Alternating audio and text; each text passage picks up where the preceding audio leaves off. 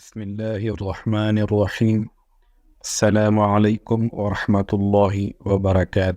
آج ہم قیامت کی بڑی بڑی نشانیوں کا تذکرہ کریں گے، جن میں حضرت امام مہدی علیہ السلام کی نشانیاں، سادات کے قاتل امام مہدی علیہ السلام کے مقابلے میں سلیب کے پجاریوں کا اتحاد، امام مہدی علیہ السلام کا جہاد، دوسرے دن پھر مارکہ آرائی، اسلام اور سلیب کا تیسرا مارکہ، چوتھا مارکہ اور اسلام کی فتح، نفاذ اسلام اور قسطنطنیہ کی فتح، دجال کی خبریں ملنا شروع ہوں گی۔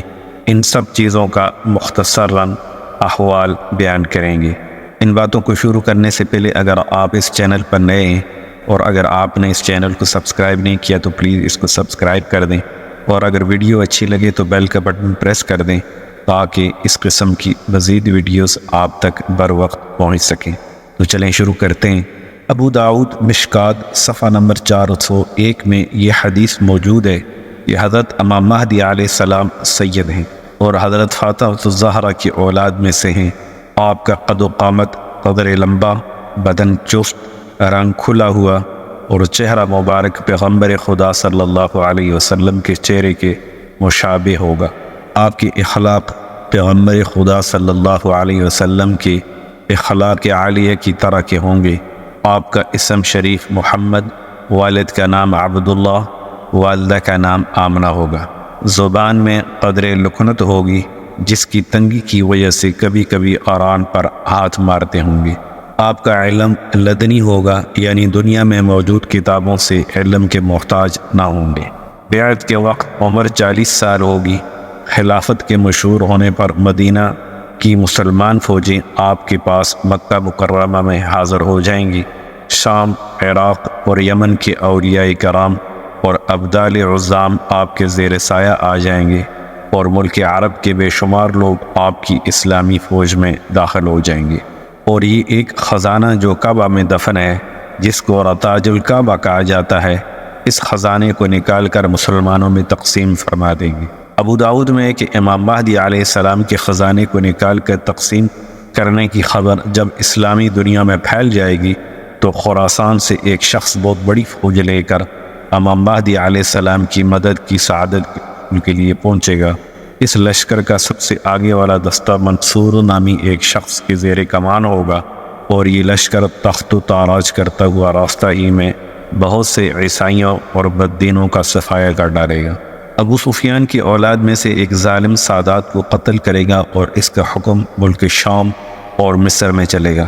وہی شخص اہل بیت کا دشمن ہوگا، جس کے ننہال قوم بنو کلب ہوگی۔ یہ شخص حضرت امام مہدی علیہ السلام کے مقابلے کے لیے ایک فوج بھیجے گا۔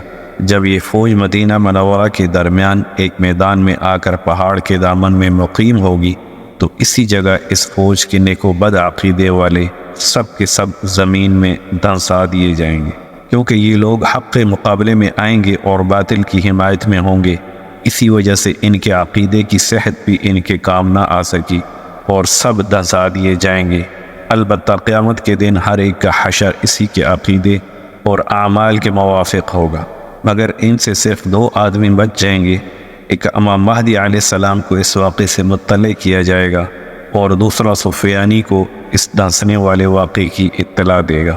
سلیب کے پجاریوں کا اتحاد کے اوپر بات کریں تو عرب فوجوں کی حضرت امام مہدی علیہ السلام کے ساتھ دینے کا حال سن کر عیسائی بھی چاروں طرف سے فوجوں کو جمع کرنے کی کوشش کریں گے، اور اپنے اور روم کے ممالک سے فوج کثیر لے کر امام مہدی علیہ السلام کے مقابلے کے لیے شام میں جمع ہو جائیں گے، اور ہر جھنڈے کے نیچے 12 ہزار فوج ہوگی، جو 8,40,000 بنتی ہے۔ اور حضرت امام مہدی مکہ سے کوچ فرما کر مدینہ منورہ پہنچیں گے، اور پیغمبر صلی اللہ علیہ وسلم کے روضہ کی زیارت سے مشرف ہو کر شام کی جانب روانہ ہو جائیں۔ دمشق کے قرب و جوار میں عیسائیوں کی فوج سے آمنا سامنا ہوگا۔ اس وقت امام مہدی کی فوج کے 3 گروہ ہو جائیں گے۔ ایک گروہ نصارہ کے خوف سے رائے فرار اختیار کرے گا۔ اللہ تعالیٰ انہیں کبھی بھی معاف نہیں فرمائیں گے، کیونکہ وہ میدان جہاد سے بھاگنے کا بڑا گناہ کر چکے ہوں۔ باقی لوگوں میں سے کچھ خوش نصیب تو شہید ہو جائیں گے اور بدر اور احد کے شہداء کے مراتب حاصل کر لیں گے، اور کچھ عیسائیوں کے مقابلے میں ڈٹے رہیں گے حتیٰ کہ فتح حاصل کر کے ہمیشہ کے لیے گمراہی اور برے انجام کے اندیشے سے چھٹکارا پا لیں گے۔ گویا انہیں ایمان پر مرنے کی خوشخبری بھی مل جائے گی۔ یہ حق بات کی خاطر جانی اور مالی قربانی پیش کرنے کا انعام ہوگا۔ دوسرے دن پھر مارکہ آرائی ہوگی۔ حضرت امام مہدی علیہ السلام دوسرے دن بھی عیسائیوں کے مقابلے میں نکلیں گے۔ اس روز مسلمان بغیر فتح یا موت کی جنگ سے نہ پلٹیں۔ پھر یہ سب مجاہدین شہادت کا جام پی لیں گے۔ حضرت امام مہدی علیہ السلام باقی رہ جانے والے تھوڑے افراد کے ساتھ لشکرگاہ میں جہاد کی تیاری کریں گے۔ اسلام اور صلیب کا تیسرا مارکہ جب ہوگا، تیسرے دن پھر ایک بڑی جماعت کے ساتھ موت یا فتح کا عہد لیے میدان کارزار میں آئیں گے۔ آپ کے ساتھی بڑی بہادری کے ساتھ عیسائیوں سے جہاد کریں گے اور آرزوئے شہادت کو پا لیں گے۔ شام کے وقت حضرت مہدی علیہ السلام بچی ہوئی تھوڑی سی جماعت کو ساتھ لے کر واپس آ جائیں گے۔ چوتھے دن بھی مجاہدین کی ایک بڑی جماعت موت یا فتح کی قسم کھا کر پھر شہید ہو جائے گی۔ حضرت امام مہدی علیہ السلام تھوڑی سی جماعت کو لے کر واپس تشریف لے جائیں گے۔ پھر ایک دن حضرت امام مہدی علیہ السلام رسد کی تھوڑی سی محافظ فوج کو لے کر دشمن سے نبض آزما ہوں گے۔ اس دن خداوند کریم ان کو کلی فتح نصیب فرمائے گا۔ عیسائیوں کا اس قدر جانی نقصان ہوگا کہ باقی رہ جانے والے عیسائیوں کے دماغ سے حکومت کرنے کی بو بھی جاتی رہے گی اور بے سر و سامان ہو کر نہایت ذلیل و رسوا ہو کر بھاگ کھڑے ہوں گے۔ مسلمان ان کا تعاقب کر کے اکثر عیسائیوں کو جہنم رسید کر دیں گے۔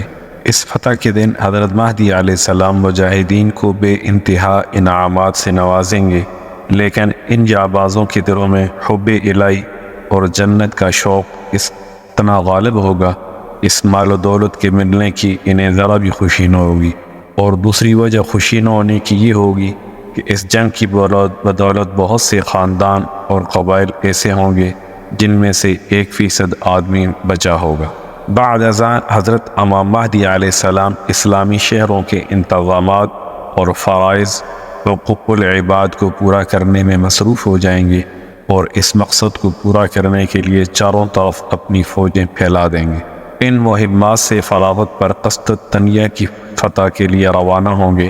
صحیح مسلم صفحہ 396 میں ہے کہ بحیرہ روم کے ساحل پر پہنچ کر قبیلہ بنو اسحاق کے 70,000 بہادروں کو کشتیوں پر سوار کر کے حکم فرمائیں گے کہ وہ استنبول کو آزاد کرائیں۔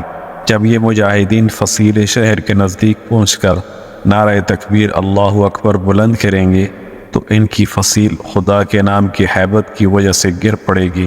ان سرکشوں کو قتل کر کے ملک میں عدل و اسلام قائم کریں گے۔ حضرت مہدی علیہ السلام کی ابتدائی بیعت سے اب تک 7 سال کا عرصہ گزر چکا ہے۔ امام مہدی علیہ السلام ملک کے انتظام و انصرام میں مصروف ہوں گے۔ ان تک یہ افواہ پہنچے گی کہ دجال نے مسلمانوں پر تباہی ڈالی ہے۔ اس خبر کو سنتے ہی حضرت امام مہدی علیہ السلام ملک شام کی طرف رخ فرما لیں گے، لیکن جانے سے پہلے اس خبر کی تصدیق کریں گے اور دجال کے نکلنے کی خبر کی تصدیق کے لیے ایک وفد روانہ فرمائیں گے۔ وہ وفد 5 یا 9 سواروں پر مشتمل ہوگا۔ ان سواروں کے متعلق حضور صلی اللہ علیہ وسلم فرماتے ہیں کہ میں ان کے ماں باپ اور قبائل تک کے ناموں کو جانتا ہوں اور ان کے گھوڑوں کے رنگ تک جانتا ہوں۔ اور اس وفد میں شامل لوگوں کے متعلق فرمایا کہ وہ روئے زمین پر اس وقت سب سے بہتر انسان ہوں گے۔ تحقیق کے حال کے بعد جب یہ خبر جھوٹی ثابت ہو جائے گی، جلدی کو چھوڑ کر دوبارہ سے ملک و ملت کے کاموں میں مصروف ہو جائیں گے۔ ابھی تھوڑا ہی عرصہ گزرے گا کہ دجال ظاہر ہو جائے گا۔ آج تک کے لیے اتنا ہی کافی ہے۔ انشاءاللہ اس سے اگلا حصہ اگلی ویڈیو میں عرض کریں گے۔ تب تک کے لیے السلام علیکم ورحمۃ اللہ وبرکاتہ۔